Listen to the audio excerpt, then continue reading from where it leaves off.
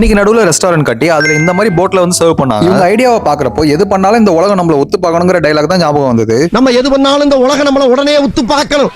இந்த தாய் restaurant சென்டாயில locate ஆயிருக்கு. ரொம்ப நாளா என் ஒய்ஃப் இங்க வரணும்னு பிளான் பண்ணிட்டு இருந்தாங்க. சோ கிளம்பி இந்த தாய் இசன் ரெஸ்டாரண்ட்க்கு வந்துட்டோம். ஆனா இன்னைக்கு ஸ்பெசிஃபிக்கா வரதுக்கான காரணம் என்னன்னா என் ஒய்ஃபோட பர்த்டே. சோ அவங்க ஃப்ரெண்ட்ஸ் இன்னைக்கு இங்க இன்வைட் பண்ணிருந்தாங்க. இன்னைக்கு விக்மனோட வாழ்க்கை வரலாறு டே 46 இந்த ரெஸ்டாரண்ட்ல தான். அது மட்டும் இல்லாம எல்லா ப்ராடக்ட்ஸ்க்கும் ஒரு யூனிக் செல்லிங் பாயிண்ட்னு ஒன்னு இருக்கும். எனக்கு தெரிஞ்சு இவங்களோட வந்து இந்த போட்ல வந்து சர்வ் பண்றது தான். ஆமாங்க, என்ன மாதிரி இங்க எல்லாரும் போட்ல வந்து சர்வ் பண்ற ஸ்டேட்டஸ் வச்சு இங்க பாதி அட்வர்டைஸ்மெண்ட் பண்ணி கொடுத்துறாங்க. நார்மல் ஹோட்டல்லே பேண்ட் எல்லாம் கழட்டிட்டு விட்டுறாங்க. இங்க என்னத்தெல்லாம் கழட்ட போறாங்களோன்னு யோசிச்சுட்டே இருந்தேன்.